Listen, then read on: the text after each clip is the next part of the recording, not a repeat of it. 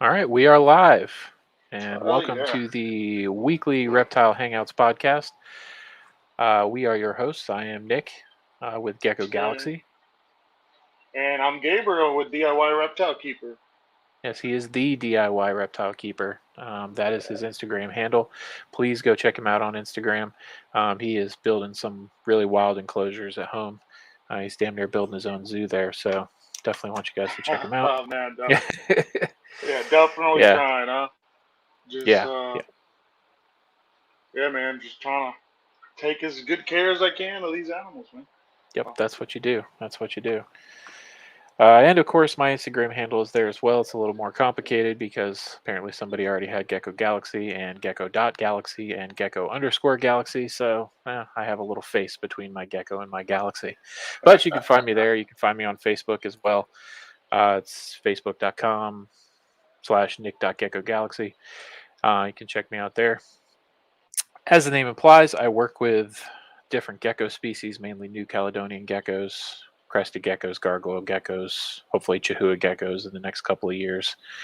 And I keep a few other things as well. Um, but basically, what this podcast is going to be about, we hope, is we're going to sit here once a week and we're going to talk to you guys for a while about different topics involving the reptile hobby. Tonight, you're going to just get to meet us a little bit. We're going to talk about, how we met, how we became friends, how we've come up in this hobby, what we used to do, what we're doing now, what we're going to do in the future, hopefully. And basically, you guys can just get to know us a little bit better. It's working. Sorry, yeah, I it's got definitely distracted. work. We're live. I got distracted. My wife is checking to make sure it worked. This is the very first time we're ever doing this, so I'm just a little nervous to see if it's working or not. But before we It's get all started, good for now, man. just a plug since it seems to be the way, and it honestly is the way. If you're involved in reptiles in any way, shape, or form, you keep reptiles. You know somebody who keeps reptiles. You think that everybody should have the right to keep these pets in the United States. Make sure you're a member of USARC. USARC is the only organization that's fighting for our rights to be able to keep these animals nationwide, and the fight is happening at different levels at different parts of the country right now. Some of the hot Hmm. button issues are happening down in Florida, South Carolina, states like that. Go to usarc.org, and there's different levels of membership. I mean, honestly, for the price of some of this, or for the price that some of you guys spend on coffee every day, $5 a day, you can become a member, and every little bit helps. Or you can just donate from time to time if you want to, and you don't need to become a member. There's also different membership levels where you pay, a certain amount per year, and you can sometimes end up with a cool T-shirt like this. Um, or you can end up with just the newsletter or whatever. But definitely make sure that you join USARC and support them because there's legislation happening all over the country right now that is not only affecting people who like to keep like big snakes and things that people sometimes consider dangerous, but also eventually they might come for the smaller and the more innocuous things that some of us keep. I mean, I'm a gecko keeper, but um, I definitely want to make sure that I still have the right to do that several years from now, and I'm not getting you know different laws coming at me telling me that I can't keep what I want to keep. Um, Hmm. so definitely support USARC. Get involved with them if you feel so inclined, and sign their petitions and/or call your local senators if you're dealing with issues in your state. And you know, use they have templates on their website you can basically fill out that are just like already filled out emails that just cover all the topics, and you basically just sign it and personalize it. And you can send those in, and sometimes make a difference. So definitely do that. But just to get into everything, um, I don't know who wants to start. Do you want to go first? Do you want Oh to talk? man, you go ahead. Oh, I go first. All right. Hey man, honestly, just a little Yeah. nervous, bro. All right. Um, Yeah, that's cool, man. That's cool. Um, I mean, so when oh, we have a comment. That's from my wife. Hi, Elizabeth. oh, Elizabeth Sheeler is my wife, and she says hello. Hello. that's pretty cool.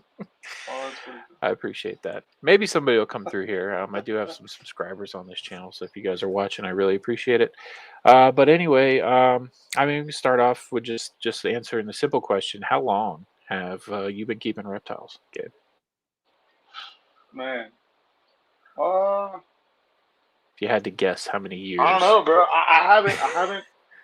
Hold on, let me think back. Let me do some math real quick. Man, honestly, probably like 18 years now. Yeah, I mean, I had my first one when I was like, I was like 12. Yeah, 12 years old, 12, 13 years old. So somewhere around gotcha. that, man. I had just iguanas, just because they were native to Puerto Rico, and right. that's what I had access to. Um, but I didn't actually get into like real like keeping reptiles until more like actual high school. More it was just herping, and getting to spend Yeah, time with them outside.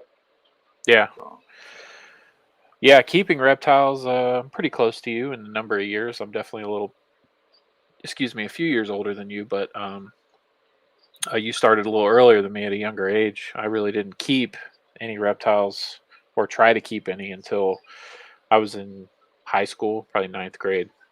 So, but yeah. that So puts me at around 19 years or so. And I think I think we've talked about this before. I think we kind of got serious about it right around the same time as each other, and right around and yeah, with I the know same and it's with the exact same with the animal, same as a matter of fact. species too. Yeah.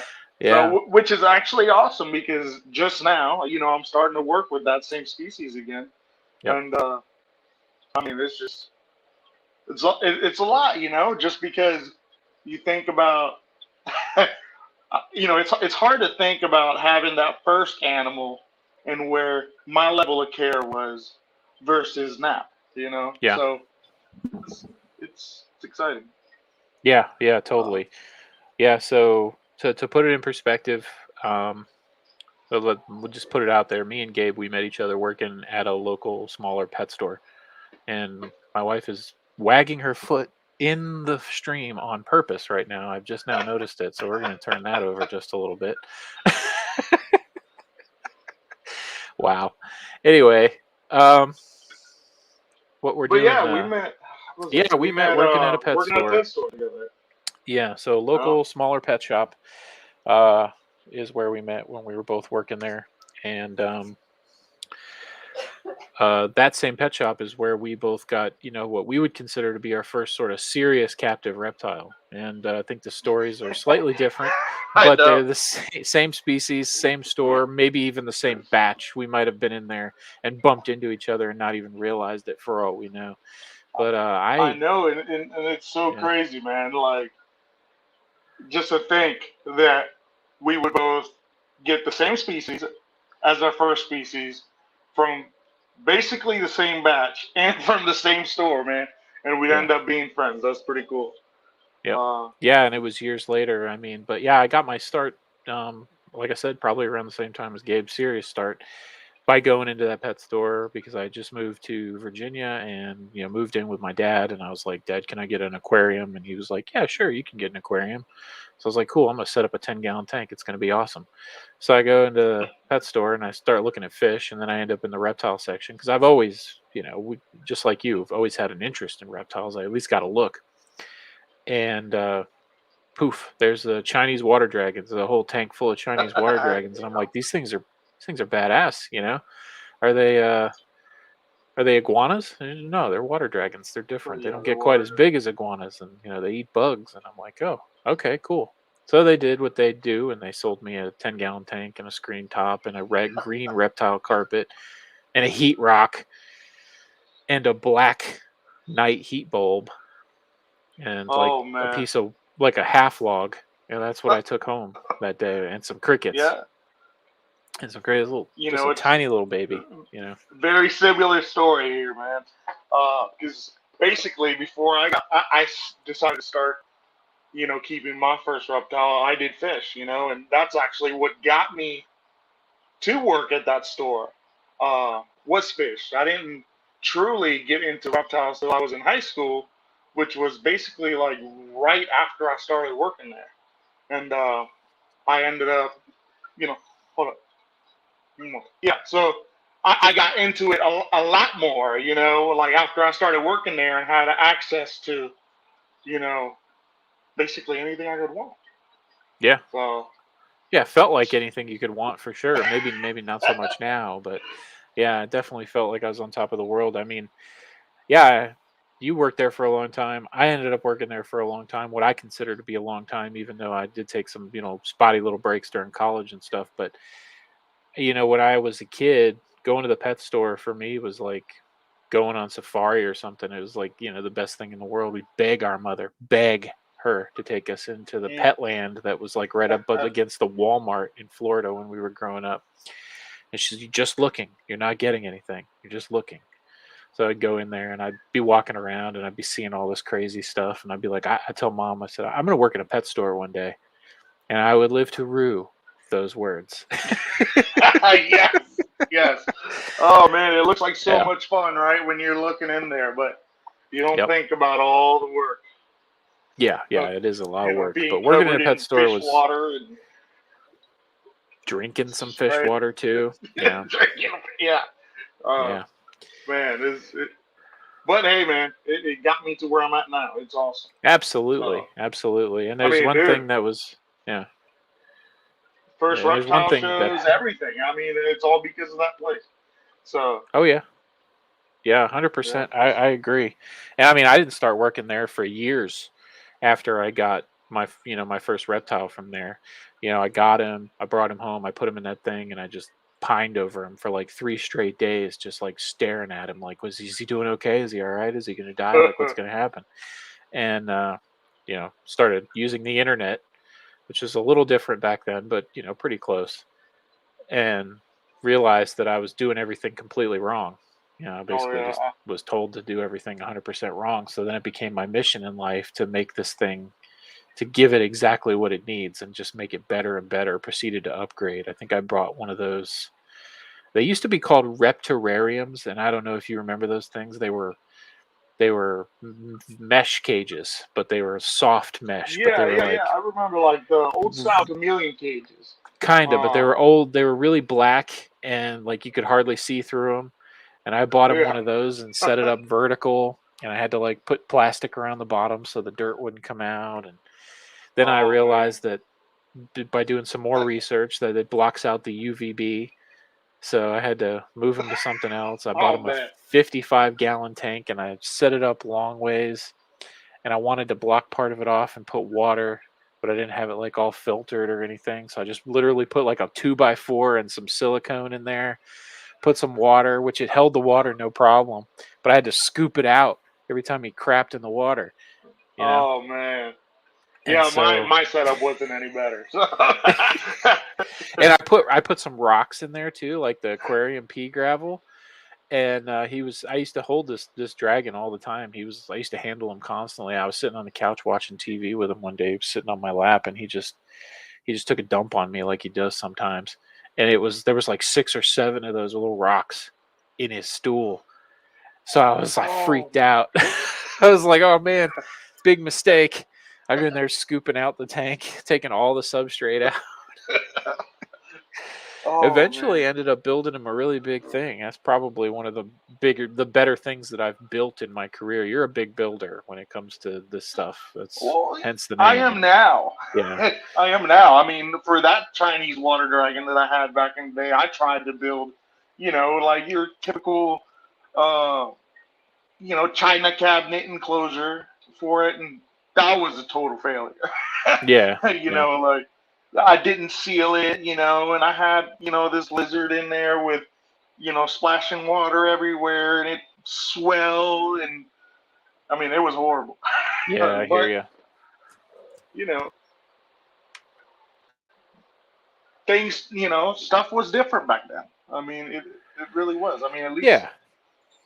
less not, I didn't have the knowledge that I have nowadays, and I was just telling, Carrie earlier, it's like I swear, the more I learn, the more I realize I don't know anything. you know, it's just crazy. Absolutely. Yeah, it's a learning game, and anything that you care enough about, you should want to be learning and bettering yourself constantly as you go along.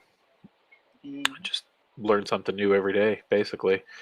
That's the way it is here and the way it is now.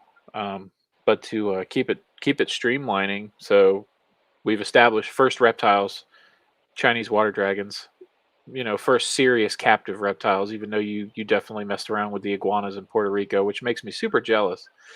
By the way, But the funny I thing mean, is, I didn't even realize. Like oh yeah, it's just you don't normal. think about it. Yeah, I mean, I grew up in Central Florida. Not really many iguanas there, or at least there wasn't in the '90s. Um, if I had grown up in South Florida, maybe it'd be a different story. I might have had a more similar childhood because they're Yeah, everywhere down there. probably.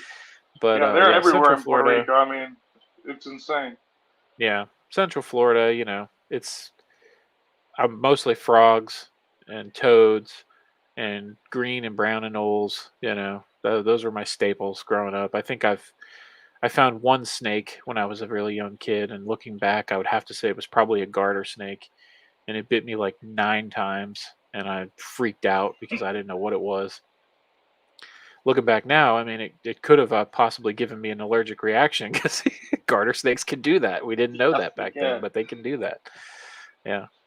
And but yeah, so first captive reptile, so serious one was water dragon. That was definitely what started the obsession for me, and it turned from an obsession to put him in the best enclosure and the best environment possible, which I did do ultimately, at least in my own opinion. To I want this, and I want that, and I want this, and I want that, and I want this, and I want that too.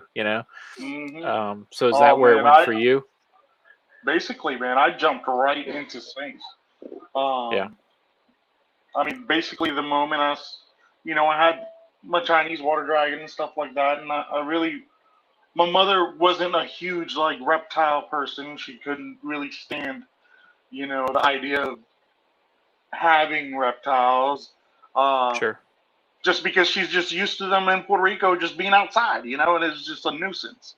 Yeah, Um, so she wasn't really okay with it. So I wasn't able to really have more reptiles until I got closer to, the high school range, and then I met a science teacher named Todd Callan, and he actually gave me my first ball python.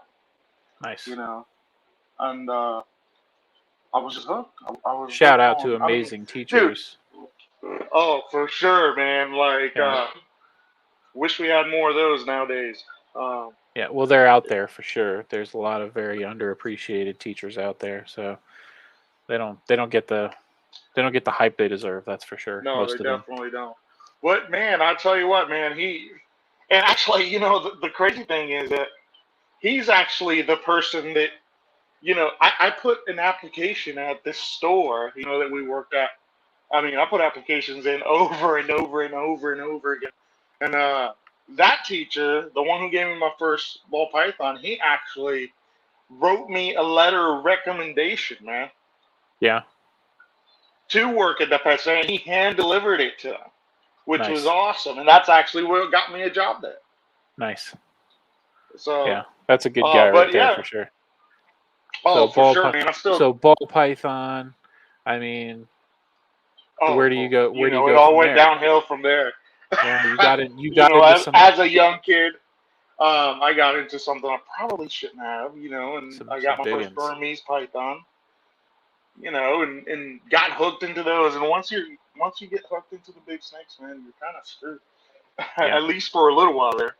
yeah, And then I got into retics, and I had retics and had other yeah. things, that I probably shouldn't have, like had a little baby American alligator for a little while, and things like Oh that. yes, But I remember Bubba. Yeah, yeah, you remember, brother. Bubba lived in the Uh, same house as me for a little while.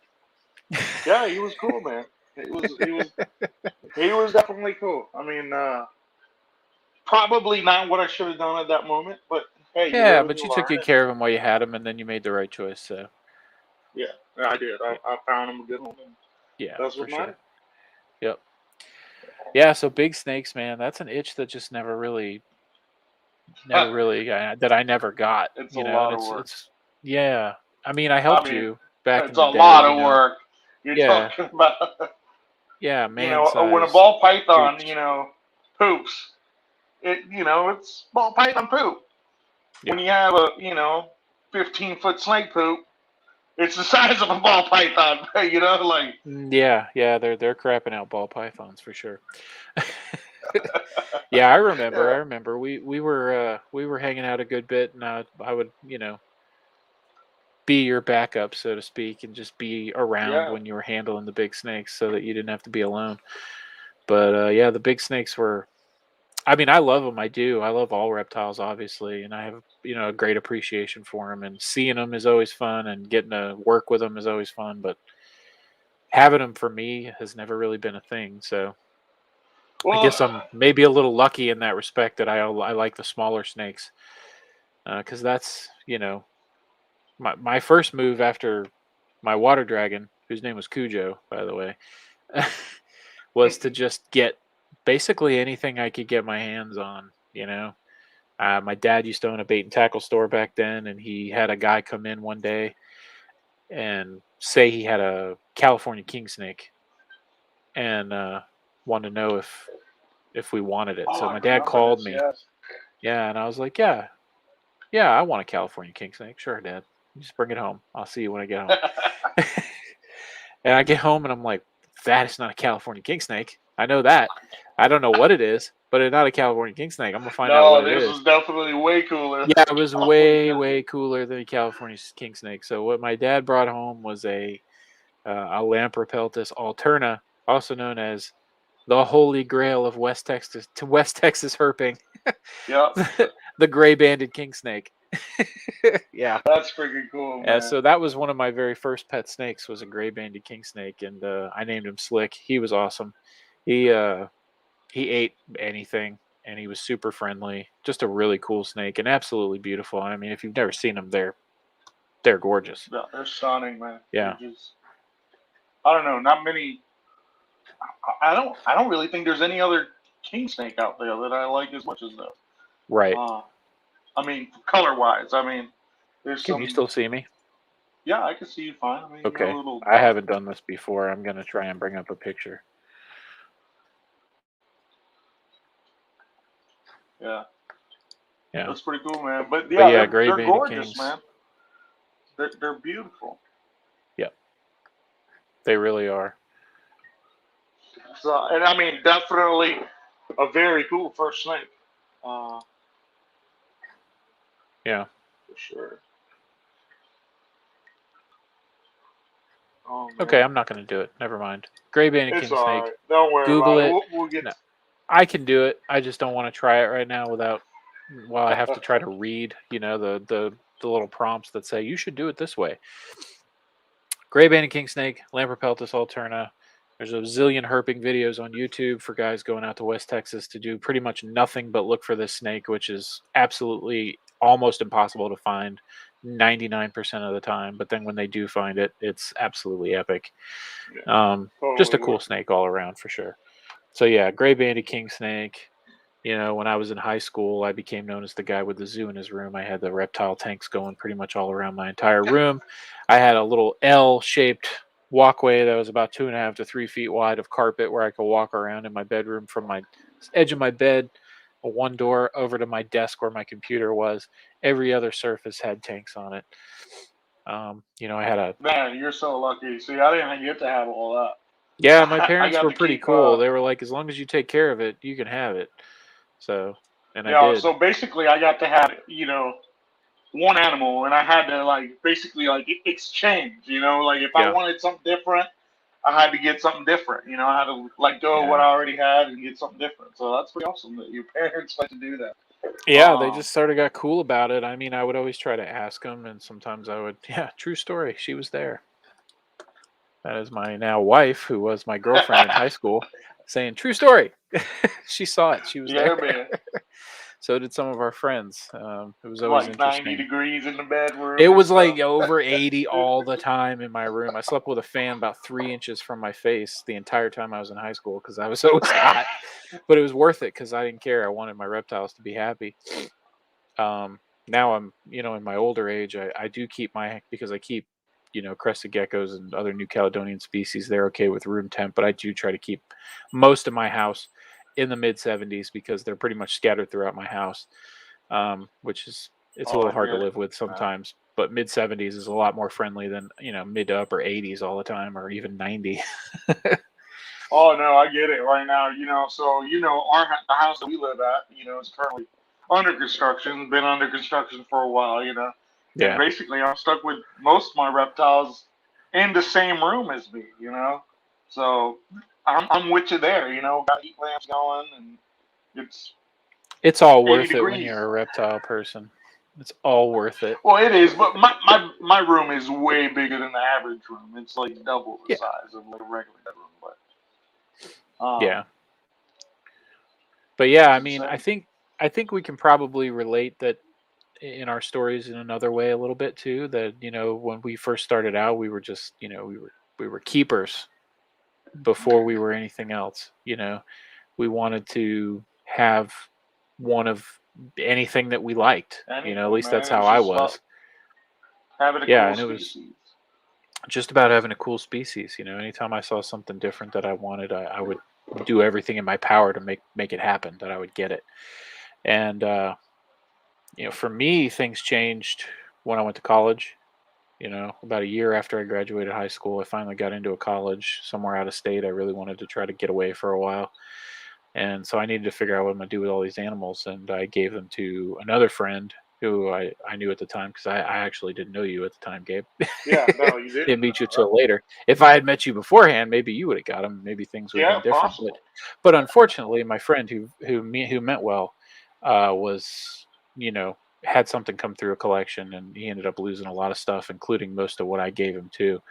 Um, but I mean, as we know, if you watch Yeah. any reptile programming, you know that there's always a chance that you can get something into your collection if you don't Oh yeah, quarantine man. correctly.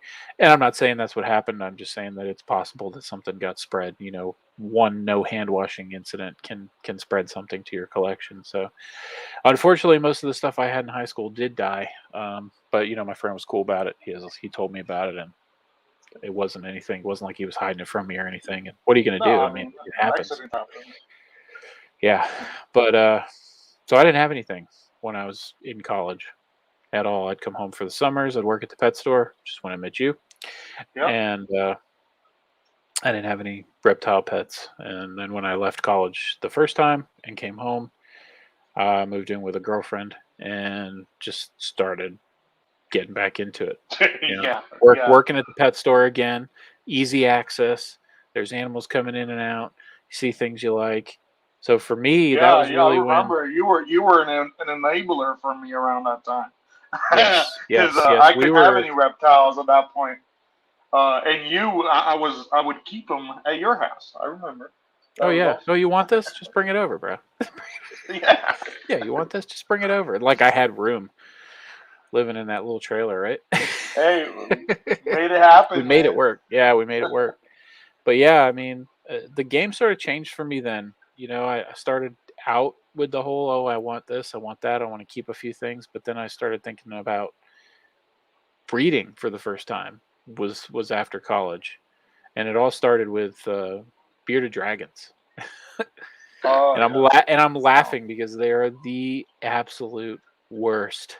It's a They're lot of just work, man. yeah, I love them and everybody loves them and they're fantastic and they're great starters. You hear all that, but uh, they're awful to breed. Even in smaller numbers. I mean, they lay so many eggs, and Well, it it's can not that do. it's hard. It's just the amount of work. It's so labor Yeah, intensive. that's what I mean. That's what I mean. Yeah, I mean, we're talking about you throw in a male, you throw in a female. They do the tango. It happens real fast, and then you separate them, and then that female's going to lay at least definitely, almost definitely two, sometimes three Too. clutches, and sometimes even more. The statistics on it are feasibly up to 9 clutches from one breeding can be laid by a Hey, yeah, female yeah. bearded You dragon. just feed I've her, never feed her, had feed 9, her. It's but I've insane. had 3 and I've had 4. And yes, they get a little smaller as they go, but they start out, laying 15, 20, 30 eggs, and then they'll do it again, and then they'll do it again. It's Yeah. so many babies. And It's you know, crazy, you man. incubate them right, you get like a 99% hatch rate. You might have one go bad on you here and there, but most of them hatch. Then you got all these little babies. Can't keep them in groups any bigger than like 4. Otherwise, Yeah, because they'll nip each other. they'll bite Oh, each other's feet and tails off. Fresh veggies every day, dozens of crickets every day, all this calcium dust and all this other stuff just to get them, just to get them 5, 6 weeks old. You got to do this for 5 or 6 weeks before you can sell them. You should. I Some people know. don't, but you should. No, And yeah, I some did. people don't, but you should, for And sure. it took just so much, and you just don't get anything for them. I swear to God, I got into it at the worst time ever. I swear that back when I decided to become a bearded dragon breeder, everybody was a bearded dragon breeder. At least everybody in Eastern Virginia was a Yeah, bearded basically. dragon breeder. You could seriously just walk into somebody on the street, bump into them, and be like, "Oh, excuse me, I'm sorry. How you doing today? I'm a bearded dragon breeder." "Oh yeah, me too." You know, I got 7 pairs at home. Well, it's kind of like that with ball pythons nowadays, and kind of crested gecko's been a little bit like that lately, man. Oh yeah, Oh yeah. my I God. have a habit apparently of getting into the hobbies that are oversaturated. But You know what, man? That's how society is, man. You just kind of follow each other. If someone thinks something's cool, you just get everybody else goes like, oh, well, that's cool now too. That's just how it goes. what are you gonna do? What are you gonna do? No, but they're definitely cool. I mean, I can't say much. I got a you, shelf you full of them too. you got a handful, yeah, I, yeah, I got a handful. and some And they're plans in the just so works. cute, man. And they're so easy. Yeah, They're, they really are. They really are. They're one of the better ones for sure. But anyway, yeah. I went into that breeding them, breeding corn snakes, breeding leopard geckos, eventually breeding hognose snakes, western hognose snakes. And I I was know doing you it need to under get the back to that, sir. eventually I was doing it under the guise of my first quote unquote business, Snapdragon Reptile Breeders, back in the day, which is gone by the wayside now. But I'll always remember it as where I got my start in true herpeticulture and breeding. But anyway, I mean, from your end, I mean, you kept through high school what you were allowed to keep. And then when I came back and we became friends, you had a few more things because I gave you some space. Yeah, basically, you gave me some space to store, well, Yeah, so we had to keep stuff at, and you had your oh, reticulated pythons. You can talk about those. oh man, I had a few of them. Over the years, I've had a few of them, and back then I had, what was it? I had like a 15, 16 foot, just normal female retic, and was it? Her name was Bethany, I think. Yes, Was it? Yeah, Bethany. Uh, that sounds right. and I had another normal, like had albino. His name was Aries. Back back then you didn't see morphs like you do nowadays. So something being had albino was a pretty big deal still. Yeah, You know, and I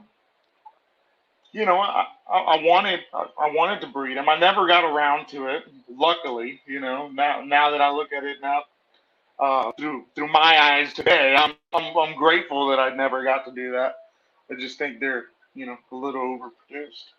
But I mean, yeah, I had them. I had some ball pythons. I had a few Burmese pythons.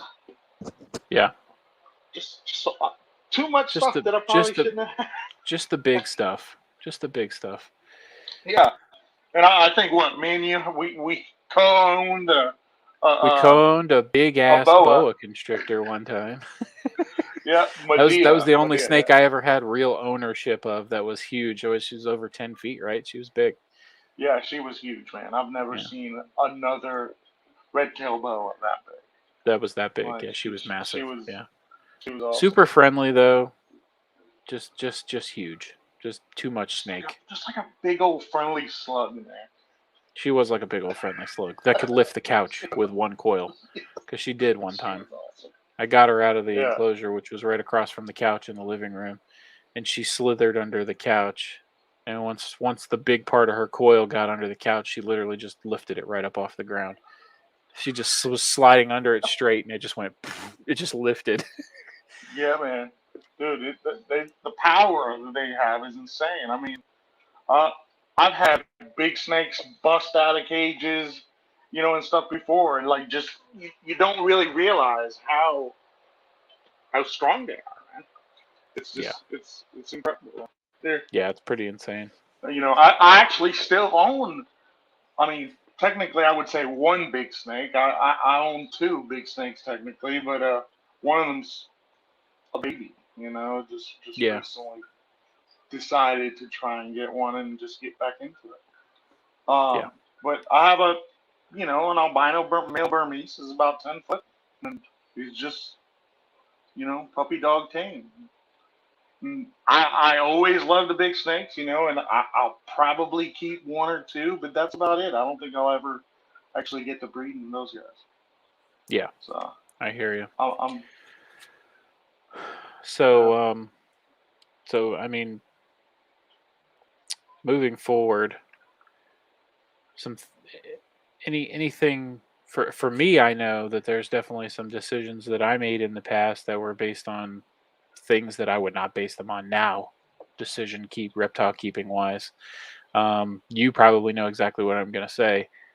Ball pythons.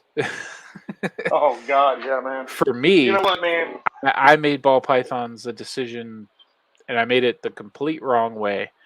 I had already Yeah. been breeding bearded dragons. I had already been breeding some corn snakes, and I was like, man, people would be making some money on these ball pythons. Get some ball pythons. Yeah, man. And It's like so the story was, and Gabe was there. We went. I bought my first ball pythons at a show in South Carolina. We went down to the very first ever Myrtle Beach Reptile Myrtle Expo. Beach Reptile Yeah, Expo. Yeah. which was not an expo that lasted very long years wise, and is no longer in existence. But we that's a story for another Yeah, time. We went dude, I down swear it there. lasted like 3 years, man.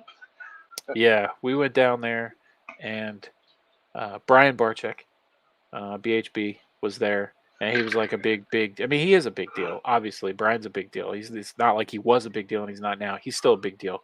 He's still a And he's big deal, making man. some really great strides in what he's doing with other stuff like the Reptarium and whatnot. But this was the first time we'd ever got a chance to see him in person, because we watch him on TV all the time. Back then it was, Oh well, TV. man, We watched him on YouTube, but back then it was Snake Snake Bites Bites. TV. Yeah. Snake Bites TV. Yep, that was all we ever freaking watched. And so met Brian. Uh, not proud of my facial hair choices at the time. I wish that I had a picture still so that I could put it up and embarrass myself. But apparently, I thought it was a good idea to shave It's this out there somewhere, man. You into a look like a chin little strap. Amish boy. Yeah, I did. I looked like Abe Lincoln without the hat. But I got two ball pythons from him, and the story goes, it's a tale as old as time, as they say. I was not happy in my relationship, and I figured if I went down to South Carolina and spent all my money on snakes, and my girlfriend would be mad enough to break up with me, so I wouldn't have to do it. I know. So Oh I did. god, I forgot That's what I about did. that. I went Yes, down you're there and right. I spent all my money on ball pythons. I got a huge female and a male pastel, which it was all my money at the time. They were ready to breed, so I was like, I'm gonna go home and breed ball pythons. I'm gonna make that snake money. And when I went home, the whole thing backfired. I ended up staying with my girlfriend for quite a bit longer after that. But she was mad that I spent all my money. But Oh, I I bet you. I had to ball pythons. And I think I Hey, ended up getting like a Mojave too, and maybe another female. And I started trying to pair them up, and they just did that. I realized they weren't for me. I mean, it's not really where my passion was. They, ball pythons have a host of little idiosyncrasies about them where they go off food and hmm sometimes, and they're real sensitive to temperature drops and things like that. So if you don't have a very good way of controlling your temperatures, they can get sick on you. And it's just things about them that weren't for me, and I made the decision to go into them for money, The essentially. wrong and decision. Yeah, I and mean, it was a mistake that I made earlier on, and I learned from it. I learned that you don't go into this for money. You go into it because it's something that you want to do, and you enjoy working with the animals, and you want to give them the best life possible. And if you want to start producing them, do it responsibly. You can make some money if you want to, or if you're able, that's fine. But you're probably not going to make enough to support your whole life. You're going to be able to support, the hobby itself most of the time. And not even that sometimes, man. not even that. Yeah. I'm in the red for sure. And come back, to it to do it, just do it for the right reasons. Essentially, is what it is. Long story short, those ball pythons ended up getting sold within a few months to a local kid for enough to pay my rent, all of them. And then he hatched a bunch of Mojaves off of that big female. Off of your breeding. Yeah, off of my breeding. Yeah, lessons. But you know what, man? You went on it for the wrong reasons. So like if you're I'm in it not for a ball money, python guy. You're automatically losing. Yeah, I'm not a ball python guy, man. I can't be. It's just not for me. I appreciate them for their color palette, which seems to be endless. And all the new stuff that you get to see when you go to the reptile shows. That's all cool. And I'm not one of those some guys of them are that absolutely gorgeous. Yeah, absolutely. Sure. Yeah. But anyway, so for me, that's a big thing that I don't know if I regret it, but I definitely made the mistake, and I will make it again. And I haven't since, of getting into something purely because I feel like it's going to be monetary. Yeah. Anything for you? I don't feel like you've ever done that. Well, not as long as I've known you. No, Not in that way. I mean, hey, man, I was right there, the little devil on your shoulder, Oh, you absolutely were. Yes. Do it. Yeah, get them pythons. So, we gonna make that money. I can't say. I can't say much, but I mean, I haven't necessarily ever, gone into breeding reptiles for money, but I've made my fair share of mistakes, and just, and I'm still learning to this day, like husbandry issues and just things like that, So yeah, while I may not have bought a ball python or any particular reptile to just make money off of him. I mean, I've made my own mistakes for sure. Yeah. Buying an alligator, for example. That's a good one. That was around the same time. It was around the same time. It's a good one. But like I said, I mean, you had good intentions and you took care of them while you had them, and then luckily, we had that whole connection with Viper and everything, and they could get him to a place down in Florida so he can live. Yeah, he can live a regular good life till he gets huge. He's probably massive now. He's probably like fucking 13 feet and like 850 pounds. I know, it's been a long time already. Yeah. But so anyway, we've talked about where we come from. We talked about what we did and what sort of led us here. What's going on right now in your reptile world, Gabe? And where are you going? I don't know, man. Right now, I basically consider myself just a hobbyist. I wouldn't say I'm a breeder. You are producing some crested geckos. We do, yeah. We're producing some crested geckos, and we're heading towards putting a couple of other like projects together, like but mainly I'm just a keeper, man. I have some beautiful tegus that I absolutely love. I've become more of a lizard person, as I've gotten older. Just snake don't do it as much for me anymore, So I've become more of a lizard person, and I've started, like I said in the beginning of this podcast, I started working again. I had the opportunity to have a Asian water dragon again, or Chinese water dragon, and I've had the opportunity to work with one of those again, and just having a great time. I definitely plan on looking. I have a beautiful, beautiful female. Looking for a male right now, currently, to maybe try and pair them up, because I think that's a species that just people don't really do nothing. It's like I think a lot of people see them as like throwaway pets, Yeah. Just because they're very underrated and they're very underrepresented in captive breeding for sure.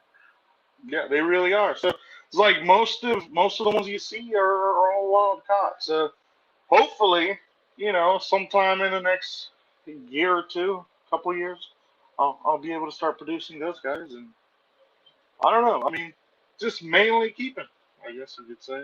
Yeah, Or keeping, and as the name suggests, DIY reptile keeper, you are really trying to dial in husbandry and really try to dial in enclosures with a lot of naturalistic features for enrichment and just for viewing pleasure in general, right? yeah, man.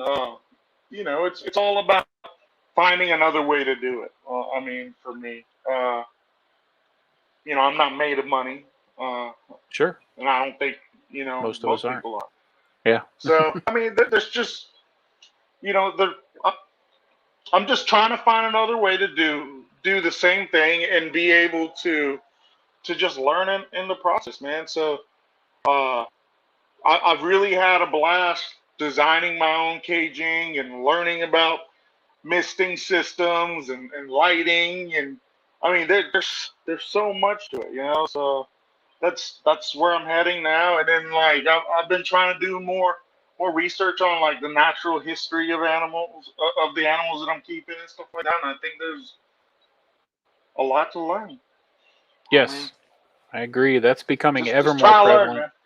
Yeah, it's becoming ever more prevalent in the hobby, and more it's something that people are thinking about. I think, from listening to other podcasts and listening to other reptile keepers talk on the subject, of thinking about of really thinking about how to recreate that environment, as opposed to just sort of the big box pet store mentality of that's a desert lizard, that's a forest lizard, that's a water lizard. Yeah, So you want to make sure it's got a lot of water and is wet, you know. I mean, yeah. I because mean, it's just you have an Asian water monitor too, right? yes, I do. That's Mm. my. I don't even. He's not even a lizard, man. That's my child. Yes, yeah, that's and you That's have my a human child, one man. of those as well. Yeah, I do. But he's currently he's going on a year. He's about, I would say, probably about 3.5 foot. So he's a year old. He's already 3.5 foot. Um, but I mean that's my child, man. I'll tell you what, the intelligence and just I've never. This is my first monitor. My first brand was Varanus. Varanus. Yeah, Uh, they're Varanus. Yeah, yeah, and they're just, man. I'll tell you what, they're just nothing like it.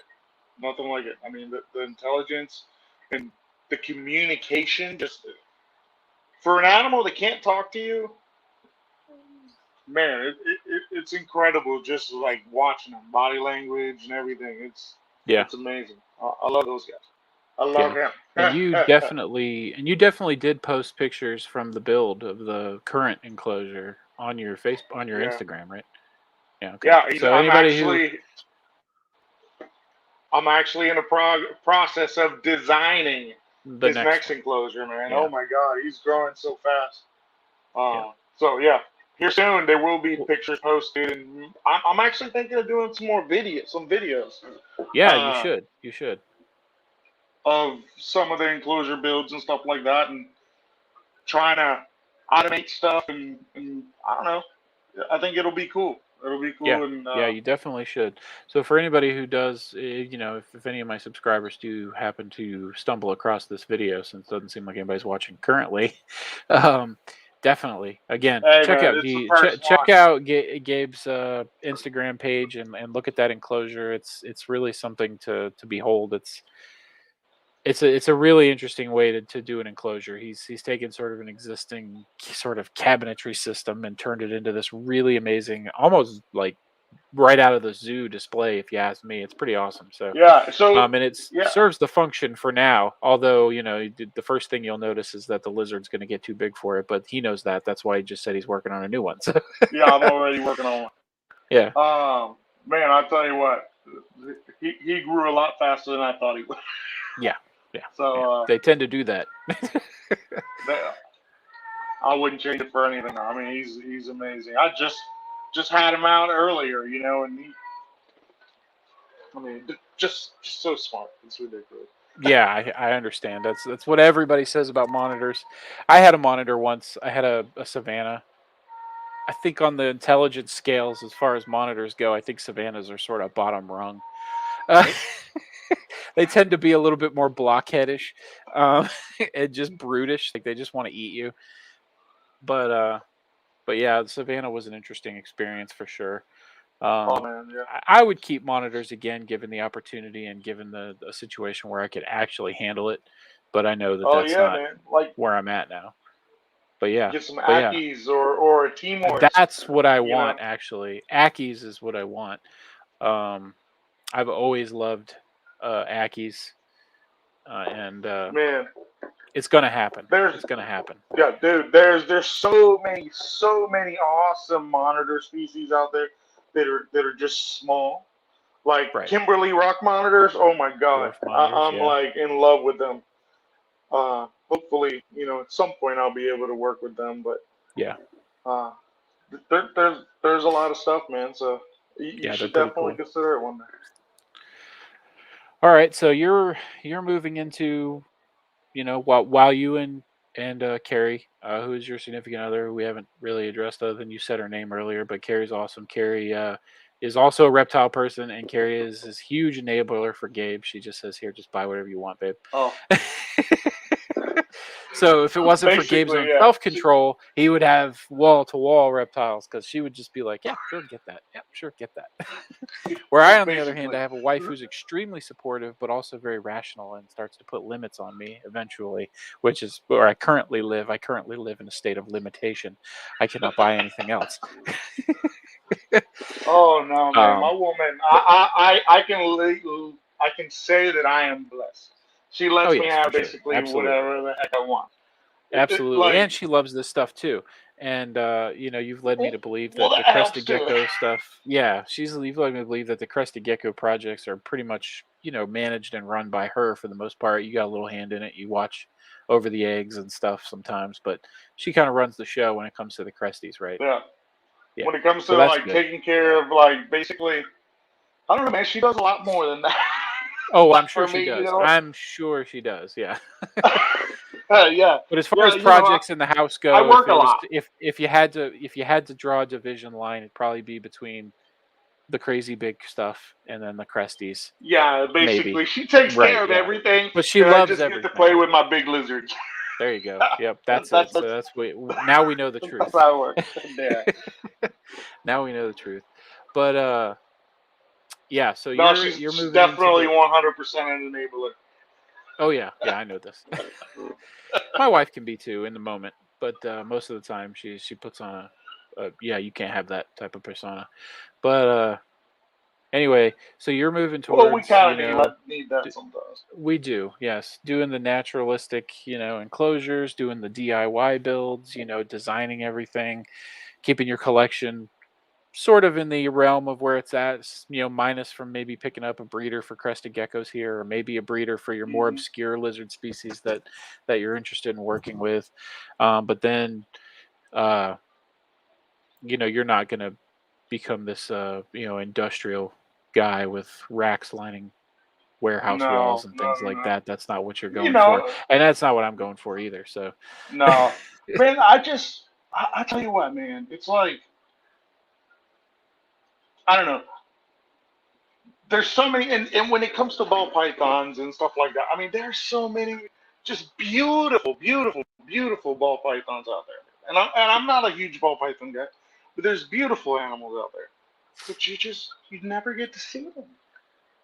And well, not the way that I most of people are keeping them, and two schools of thought. Either they're less stressed when they're kept that way and they thrive and they do better, or you've got the other side that says, stick them in a viv and they'll do just as well. But then you have mixed reports on that. So yeah, I mean, I would agree if you're going to keep them Well, in I mean, large numbers honestly, I would imagine if you took an animal that's used to living in in, a rack system. Yeah. let's say a rack system, and he's lived in a rack system its whole life, and then you put him in a viv, I mean, what do you think is going to happen? I mean, he's Yeah, it's going to going to be a stress them little out. shocked to the senses, like, Yeah. Yeah, it's going to stress them and, out for and sure. But yeah, I mean, I But agree with what you were getting at, and I think what you're getting at is if you have a color, one of every color of the ball python, you have the menagerie, so to speak, but you keep them in racks. You got to literally pull out a drawer one at a time to look at your snakes. So maybe yeah, it's to and each his own, and if you're good with that, and you can enjoy your animals that way, and you're keeping them healthy, and you're keeping them happy and they're thriving, then that's fine. But maybe not necessarily for you, and definitely not for me. I mean, I'm not against racks in any way, shape, no, or form, and if I ever get back into oh, certain snakes, I probably will use them. But yeah, they're great for babies, man. I'll tell you yeah, what, raising babies and stuff like that is awesome. yep, But in general, an animal that I would be keeping as a pet, and basically all my animals I consider pets. I just like my crested geckos. We happen to breed them, but they're pets, and yeah, I would like to, and I'm still heading that way. I'm not.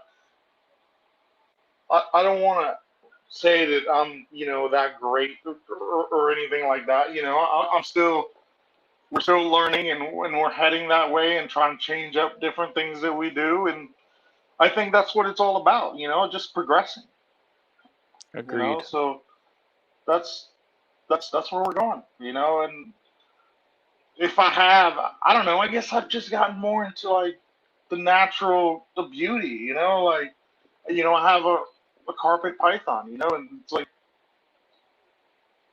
the snake is absolutely gorgeous. It's yellow and with black bands. And you wouldn't think that a yellow and black animal can camouflage. But if you look, and you see where they come from, and where they like to spend most of their time, I mean, it makes sense.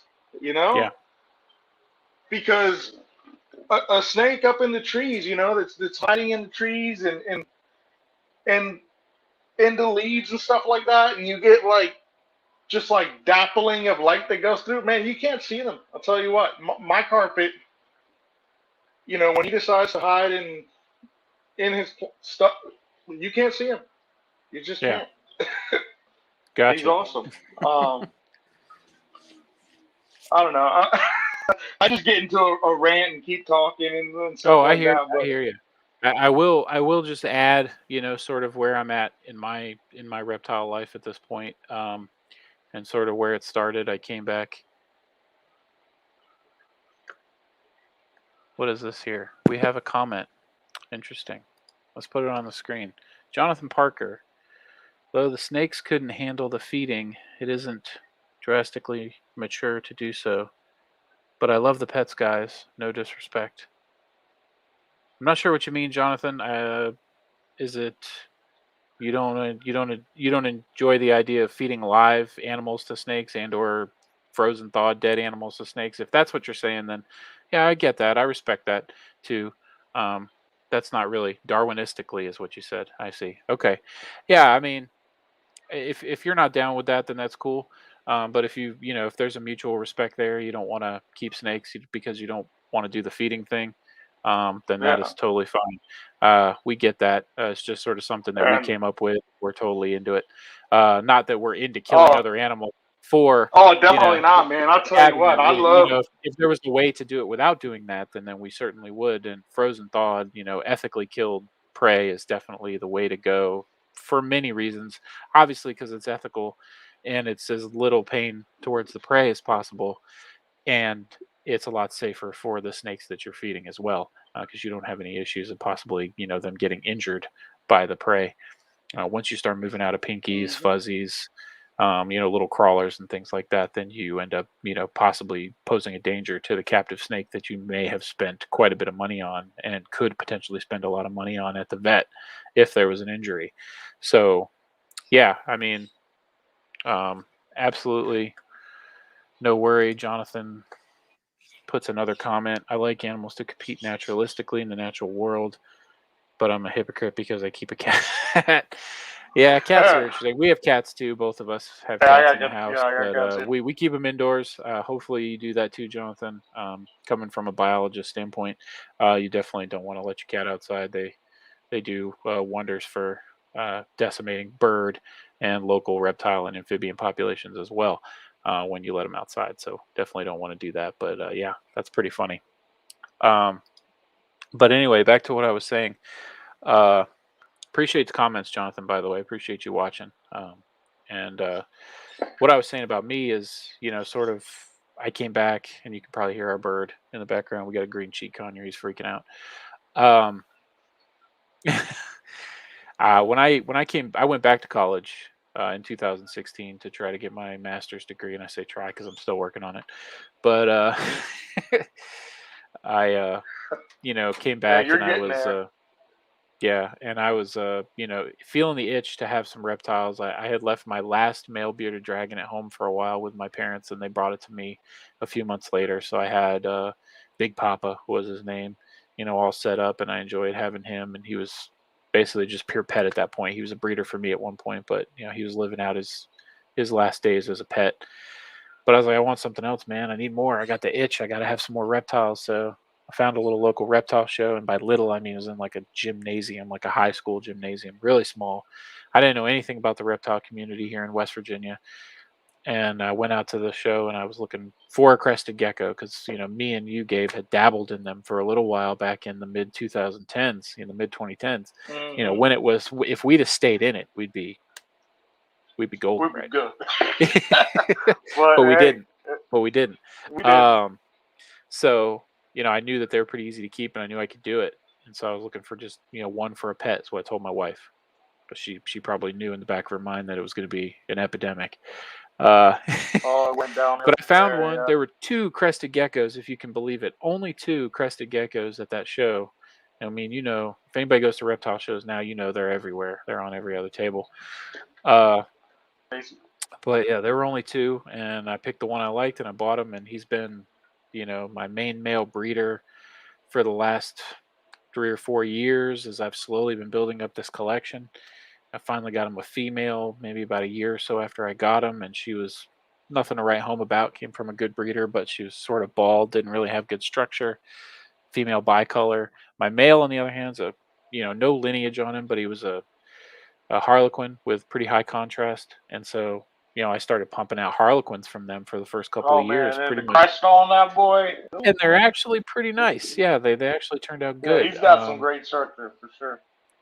Yeah, we're a little bit over, but Jonathan wants to pose a question. So yes, yeah, go ahead, ask away, bud.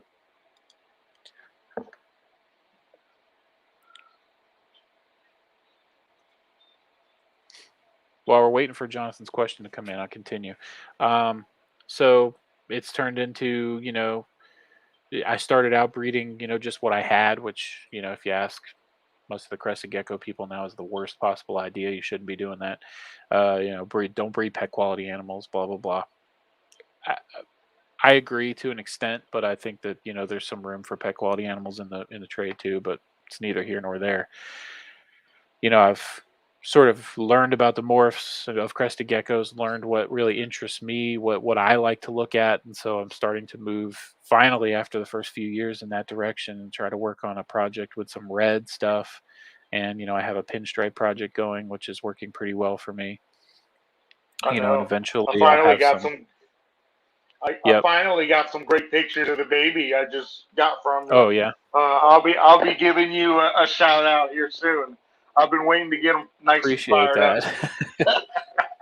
Yeah, let me go ahead and Yeah, but answer he's Jonathan in the gorgeous. chat and see if he will get because I mentioned him out loud, but I'm not sure that he heard me because he hasn't asked his question yet. So yeah, I got some extreme Harlequin stuff going around coming around the bend. Everybody knows, if you know anything about crested gecko world, one of the hottest things going on right now, probably not the hottest thing anymore, but one of the hottest things is still lily whites, first produced by Lily Exotics I think in the UK. They're pretty prevalent over here in the United States now. You can buy them if you want them. You just got to pay the money for them, and they can be pretty big money in some cases for Hmm. really high expression lily whites. It's a incomplete dominant gene. You get around roughly 50-50 when you breed it with pretty much any crested gecko that's not a visual lily white. You don't want to breed two visuals together because it's a fatal gene. You end up basically with a leucistic animal that either doesn't hatch or dies shortly after hatching. So definitely unethical to breed lilies in that way. But yeah, lilies is a hard project to get into for someone like me. I don't have a lot of money laying around. But I lucked into a bit of it, a project, when I found a female at one of my local expos, Lavender Extreme Harlequin, good solid lineage from Altitude Exotics, nice gecko in and of herself. But the owner had bred her to a lily white, and really nice high expression male lily white. Yes, Or so she said, gorgeous. and at the time I didn't have any proof other than she showed me some pictures, and I just had to trust her. She's a regular at the show, so I did. I bought this gecko and I brought her home, and she laid what I'll call 2.5 clutches for me. She laid two completely fertile clutches and one half fertile clutch, so just one fertile egg in the last clutch. First clutch hatches, I get a lily white. Second clutch hatches, I get a lily white. So I have one egg left from her, and the odds are even worse now because it's just one egg. But you never know. Maybe I'll get a lily from that one egg. Yeah, man. So yeah, I'm into some lily whites now, but it's going to take me a couple years to get to the point where I'm producing them myself. And there's one thing that these geckos have taught me over the years now, being in school and being busy with that, and being busy with being a stay-at-home dad while I'm trying to do school and all that stuff, is be patient. Just take care of your animals, keep them happy, keep them healthy. They'll do the rest. You'll get there. Yeah. You'll have more. You'll get more when you can get more, and when you have space or when you have money. Don't be in a rush. And that's just how I feel these days. When I get an opportunity, I take it. But other than that, I just sort of go with the flow. And it's gotten me Yeah. to, Jonathan, I see your question. Just give me a second. I'll answer it. I'll go ahead and finish what I'm saying because we're going to try to be coming to the end here of the show for the week. Just gotten me to where I am now. I mean, I was forced, and I say forced, it was me. I was coerced by somebody on a Facebook group to try to figure out exactly how many geckos I had the other night. And so I got a head count. I have 43, which is pretty tame by most people's standards, honestly, when it comes to being a gecko breeder. A lot of people have hundreds and sometimes even thousands, which just blows my mind. But I have 43, and it's a lot. It keeps me very busy. I have to keep these guys going every other day. So it's a lot of cups of gecko food, and it's a lot of crickets, and it's a lot of this and that, and cleaning, and little gecko poops, not so much big poops. But yeah, no, exactly. I still got to deal with big poops, but I got some stuff coming around the pike. Some good stuff with crested geckos. I have a pair of Pine Island Chihuahuas. They're not the top of the line white collars, but they're pretty nice. And in a couple years, I'll be producing them. I'm producing gargoyles already, which I really didn't think I'd be doing that this fast. But, I got some in my opinion, some pretty amazing deals on some pretty nice animals. So I'm producing red striped gargoyle geckos, have been for 2 years now, 2 seasons. And then hopefully maybe in another season or so, I'll start doing some super blotch stuff if I can find a male for my female. So that's going, it's going well, And I have some pet animals. I was able to get a lychee recently for a really good price. So that's a new pet for me. I'm not interested in jumping into breeding lychees. It's a juvenile anyway. So I'll be updating that hopefully on this channel. Working on some videos now. And some Central American banded geckos, which are probably one of my favorite pet animals I have right now. They're almost, I told you, Gabe, they're almost like little monitors the way they move around. They're so deliberate, and they look around. And oh, I know, they're really cool. And you got 2 eggs from them. Yeah, she's laid 2 different clutches so far. I tried to incubate the first ones, but I don't have a separate incubator that I can set at a higher temperature, so that didn't work. And then she laid, when we were on our trip recently to Tinley Park, she laid another clutch, and I didn't know. I found them in the dirt, and they were all dried up. Oh, man. See, I actually found, the day that we left for Tinley Park, we were scheduled to have a female actually lay that day because we keep track of, what days they've been. They're kind of like, like clockwork, Yeah. So if you keep track, if you know what days they laid prior, you can kind of know when they're always going to lay. Right. So, we had a female that was supposed to lay, and well, she didn't lay before we left for the show. So when we got back, the 2 little eggs, she didn't lay them in the lay box like I left ready for her. She actually laid them and I put like big pieces of bark on the bottom. That way they don't lay the eggs in that, but she still laid in there. And miraculously, I don't know how it happened. Um, I put them in the vermiculite just to see, and they have swollen back up, and they look beautiful, man. That's I'll tell you awesome. what, they Yeah. were like, I mean, and they look like little raisins. When I came home that day, Yeah. it was crazy. So I mean, they're Okay. So yeah, I don't mean to cut you off. I'm gonna go ahead and show Jonathan's question. I read it real oh quick. Um, So since it would be logical, and I'm going to read this. So he types after this, and I don't think we're necessarily a PG-13 podcast. I've said a couple of cuss words. He says, "Sorry for the shitty typing, Heineken." So Jonathan, if you really meant that, and you're drinking Heineken, and that's why you're typing this way, right on, man. But since it would be logical that only animals that nurture their young could give some sort of affection to an owner, do you experience something that goes against that logic? So I am, oh, absolutely. yeah, I'm a scientist by training, and I do realize that there's not any good reason to think that some reptilian animals really love their owners. I don't really think that that's the case in most species. Do I think it's impossible? Do I think we don't see it in some species? No, I think we do. I think the higher sort of intelligent species, like the ones that Gabe keeps, like a monitor lizard, Yeah, I think there's American relationships that are formed alligators. there. There's relationships that are formed there. Whether you can describe them as full on love, I don't know, but they are for sure something. I keep primarily small gecko species. They don't love me. They can't stand me. I'm, the only thing they could possibly associate with me in their tiny brains is that when I'm in there bugging them, food shows up afterwards. So maybe it's not so bad. You know what I mean? Yeah. That's See, really I all it got is. when it comes into when you get into like the bigger lizards, they're more like a dog, man. Most of the time, Right. they have that same, they want to interact with you. Yeah. And hopefully, I'll be posting up some more videos and stuff like that of that. But yeah, man, they're big lizards and a lot of animals can and do love their owners. I would say, and do love interacting with their owners. At least mine do. I mean, I think Yeah. as long as you're Yeah. I mean, gentle with talking them, about, and you treat them with respect, they end up really loving the interaction. yeah. So he's again, sorry about the shitty typing. Drunken Dutch. Loving the answers in the conversation. Hey, I appreciate that, man. We appreciate that you're here looking out for us and watching this. Hopefully, this is going to be a regular thing for us.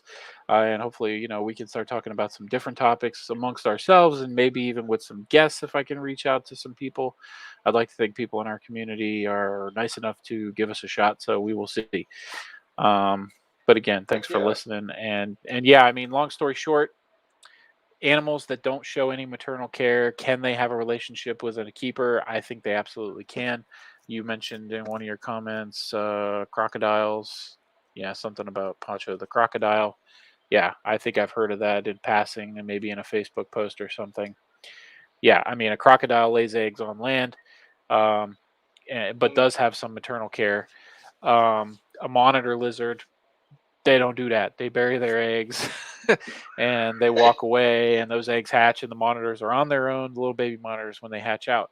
But I think they can form relationships with their keepers, regardless of whether they take care of their young. So actually, it's a good question. It's definitely a deep thought question, and definitely the kind of question you pose when you've had a few Heinekens. So I can appreciate that. Hey, I'm kind of jealous, man. I should I have had know a few Heinekens myself. we should have beer while we're doing this. Most people who do this do, and next time I think I'm going to make sure that happens for me on Yeah, my end. So yeah, you I, should do I that too. think so for sure. Me too. Yeah, It might help with the nervousness a little and you've bit because been I great, feel like man. I sound like a total jackass. I don't feel like you've been nervous at all. I feel like you've been great. So yeah, it's been good. So, Yep. I'm like, do do do.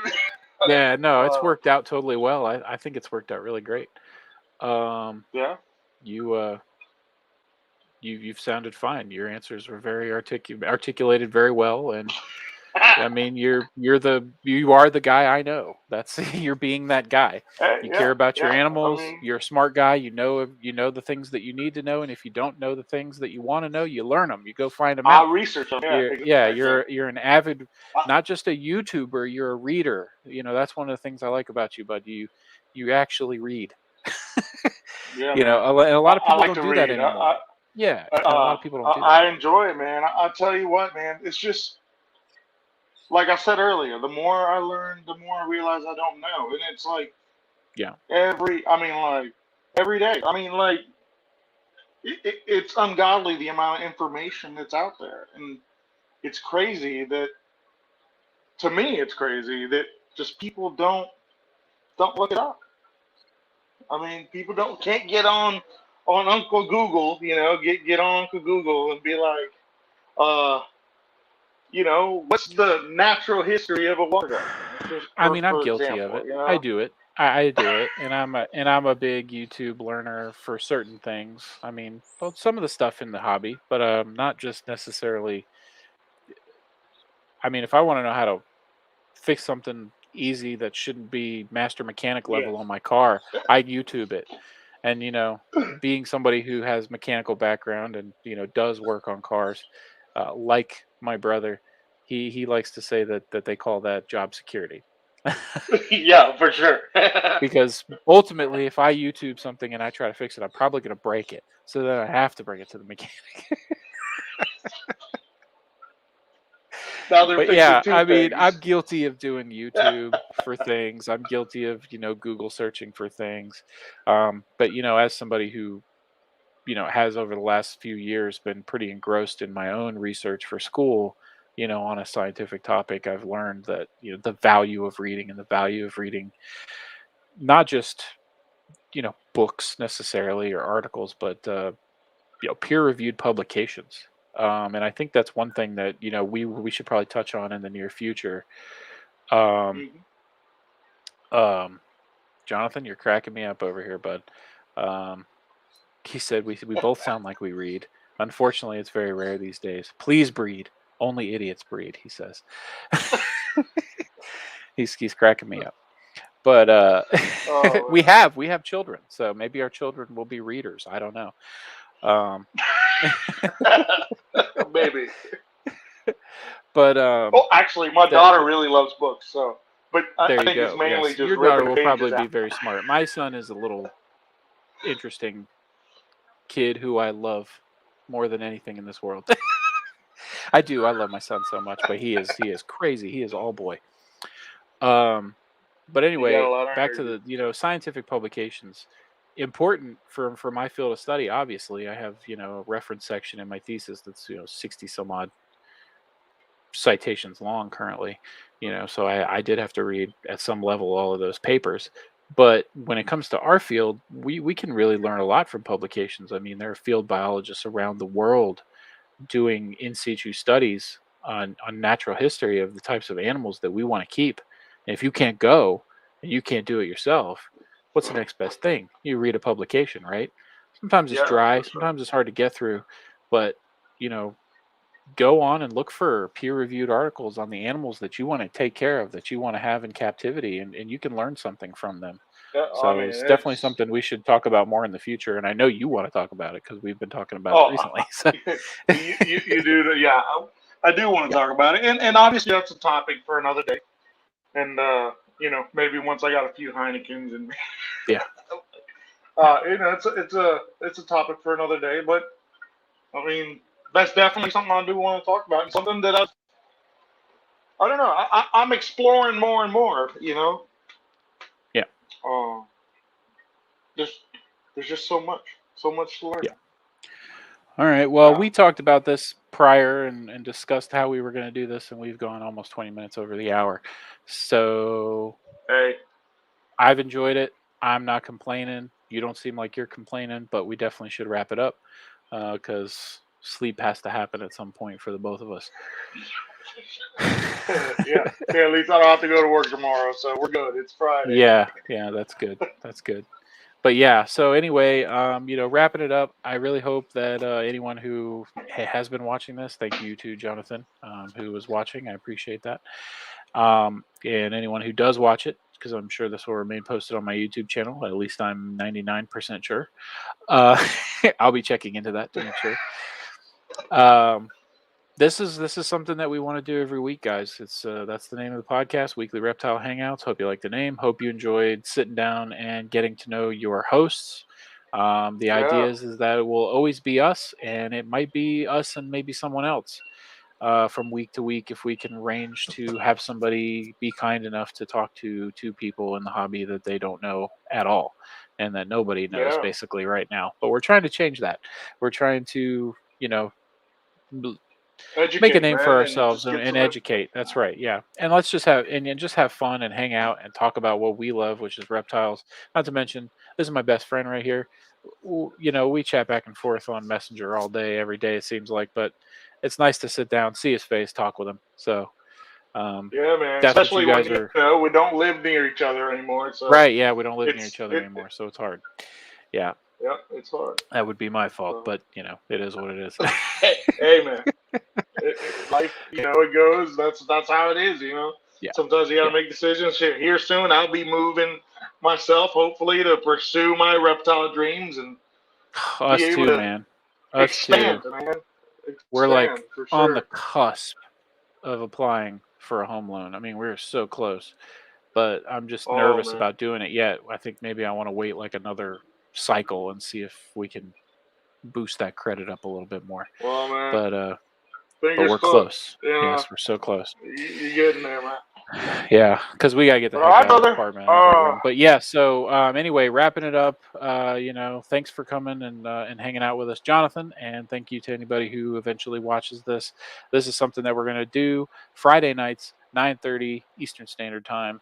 We're gonna meet up and we're gonna talk about different things or anything reptile related. We will decide that by the time next week rolls around amongst ourselves. Should anyone want to hear about anything particular, or maybe see somebody on the podcast, give us some ideas about that. Please do comment on the video once it's been on there for a while and let me know what you think or what ideas you have in mind. Hit that like button. Hit that like button. And if you feel so inclined, hit that like button. Do subscribe to the Gecko Galaxy channel. I have been pretty awful about posting videos, and I am sorry about that, but I got a couple in the works. We went to Tinley Park. There's a short video from that, and I got a video about setting up a terrarium, a bioactive terrarium, coming out as well, as if you haven't seen 20,000 of those on YouTube already. Watch mine. It's different, or it's not. It's the same. But But I'm gonna do my best to get I'm gonna do my best to get some more content out there for you guys. So like I said, definitely hit the like button, definitely hit the subscribe button if the feeling takes you. This has been the Weekly Reptile Hangouts podcast with your hosts, me, Nick, Gecko Galaxy, and me, Gabriel, and DIY Reptile Keeper. He's the DIY Reptile Keeper. Eventually, he's going to know his own Instagram handle for you guys. It's weird, because I don't really talk to nobody. So I got to get used to it.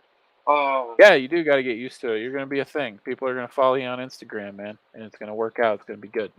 But yeah, definitely check us out on Instagram. Check us out on Facebook.